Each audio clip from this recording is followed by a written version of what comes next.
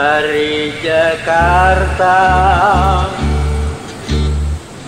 pinggang ramping dan jelita, kain songket baju sutra, sedap dipandang mata. Wim Umboh dijuluki sutradara bertangan dingin. Lantaran dari tangannya, banyak lahir aktor dan aktris film terkenal. Tapi, ia tak langsung menjadi sutradara. Karirnya dimulai dari bawah.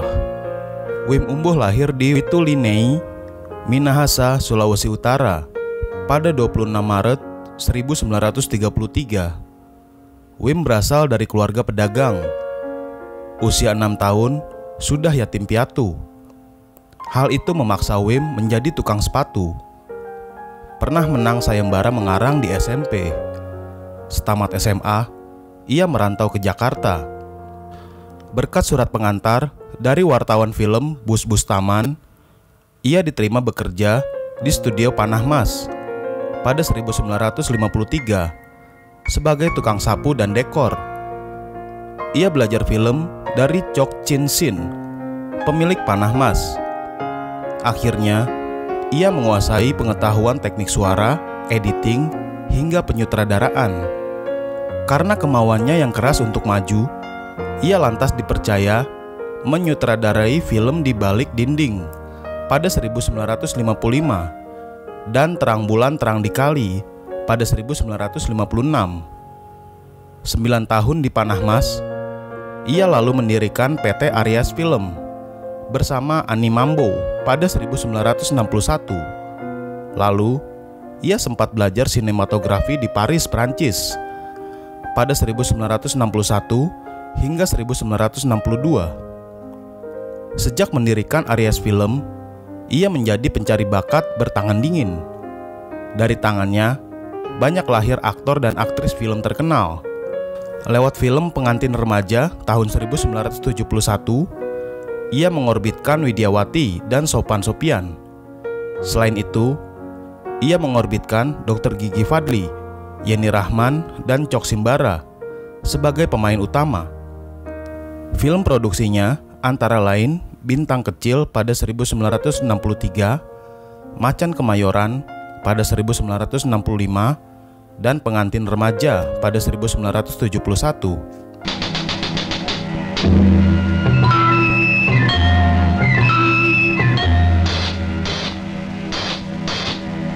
Ia sutradara Indonesia pertama yang membuat film berwarna berjudul 9 pada 1967. Wim juga orang Indonesia pertama yang menggunakan kamera Panavision pada pembuatan film Mama pada 1970 dalam ukuran 70 mm dengan suara stereo. Ia terpilih sebagai sutradara dan editor terbaik dalam film Perkawinan pada Festival Film Indonesia 1973. Saat merampungkan film Pengemis dan Tukang Becak pada 1979, Wim jatuh sakit.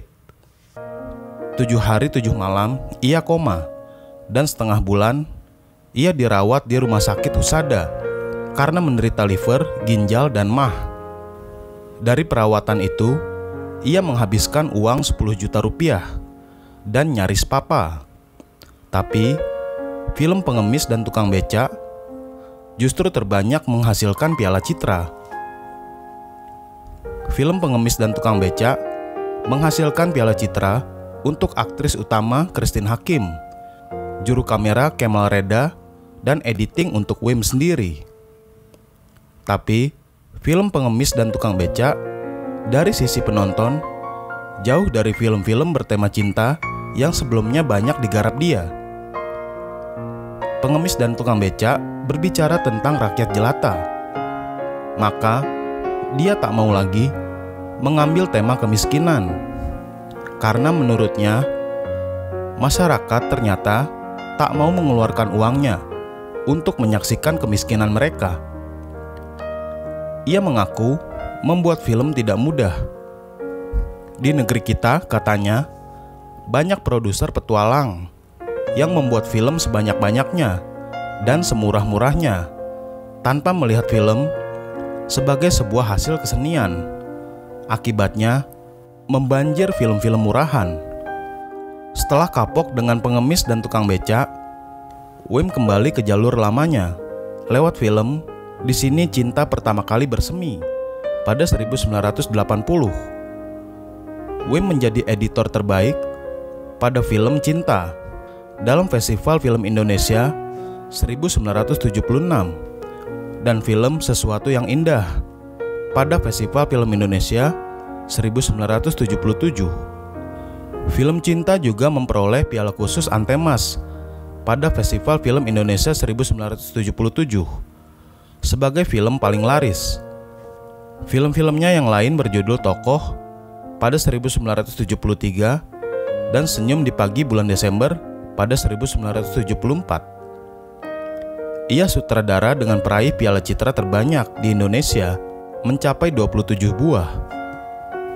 Pengagum sutradara David Lean dan Herbert Ross ini seperti tak habis dirundung malang.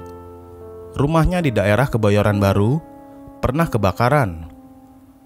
Akhir 1982, nyaris pula disita petugas pajak lantaran menunggak pajak pendapatan dari 1978 hingga 1980.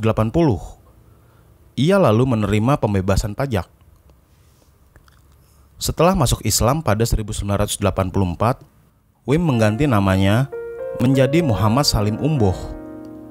Wim meninggal dunia pada 24 Januari 1996 dalam usia 62 tahun.